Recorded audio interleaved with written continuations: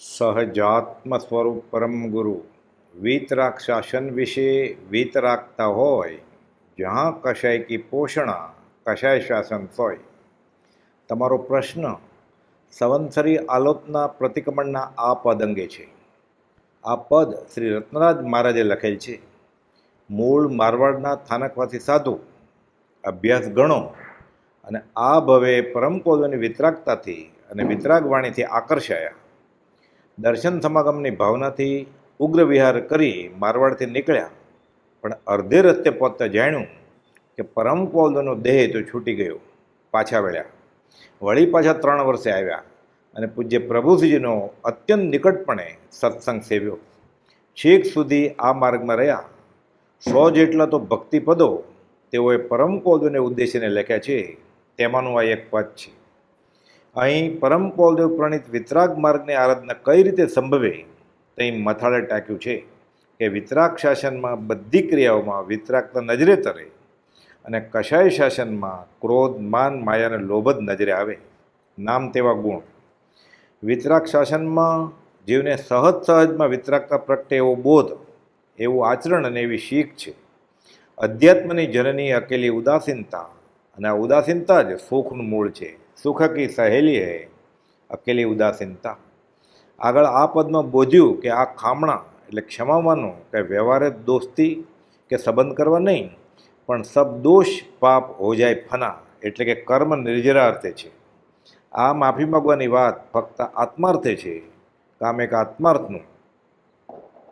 મારે તો મારા બધા દોષ, બધા પાપ ફના થઈ જાય, બળી જાય એવા ભાવ છે.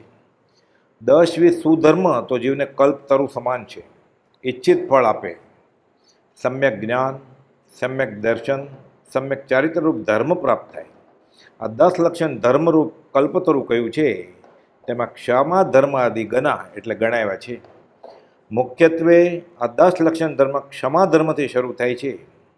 બાકીના 9 છે તે ઉત્તમ ક્ષમા ઉપરાંત બીજું ઉત્તમ માર્દવ, ત્રીજું ઉત્તમ આર્જવ, ચોથું ઉત્તમ સત્ય, પાંચમું ઉત્તમ શૌચ, છઠ્ઠું ઉત્તમ સંયમ, સાતમું ઉત્તમ તપ, આઠમું ઉત્તમ ત્યાગ, નવમું ઉત્તમ આકિંચન્ય અને 10મું ઉત્તમ બ્રહ્મચર્ય. મૂળ તો આ 10 ધર્મો નથી, ધર્મના લક્ષણ છે, પણ કારણ કાર્ય સંબંધે ઉપદેશ અર્થે ધર્મ જ કહેવામાં આવે છે. મુનિકો પક્ષ એટલે કે સર્વસંગ પરિત્યાગી સાધુ મુનિને પક્ષ એટલે 15 દિવસે, એક પક્ષ એટલે સુદ કે વધના 15 દિવસે તેમ. શ્રાદ્ધ ચોમાસી શ્રાવકને 4 માસ કે વધુમાં વધુ સંવત્સર એટલે કે 12 મહિને ખમાવી લઈ પાપથી નિવર્તવું જરૂરી છે. ક્ષમા માગી લેવાની છે. ક્ષમા માગે તો સામેવાળાને ક્ષમા આપી દેવાની છે. આ બધા સમકીર્તિના લક્ષણ છે. જો આમ નહીં તો જીવ અનંતાનુબંધીમાં છે. આ પ્રમાણે આરાધના અને એમ નહીં તો વિરાધના એમાંય બોધ્યું છે.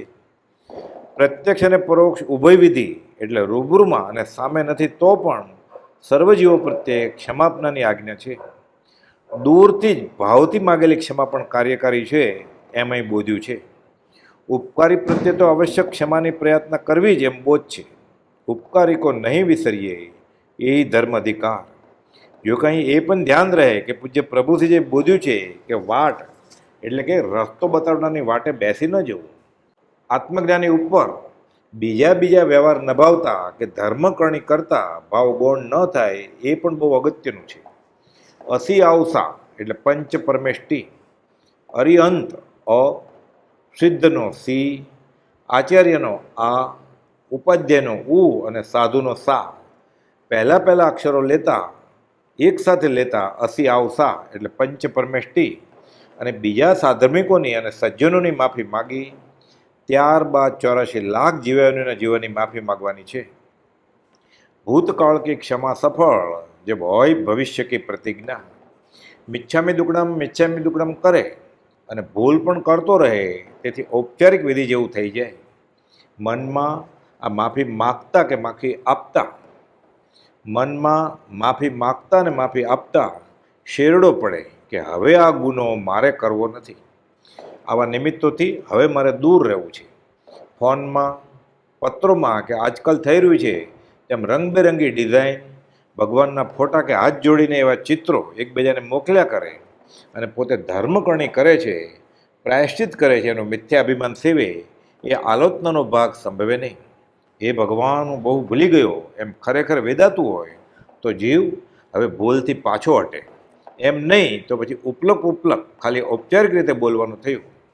મૂળમાં તો ભૂતકાળમાં કરેલા ગુનાની ક્ષમા ત્યારે જ્યારે ભવિષ્ય માટે એ ગુનો હવે ન જ કરવા જેવું કટિબદ્ધ થાય, પ્રતિજ્ઞા કરે કે હવે ફરી આ ગુનો હું નહીં જ કરું.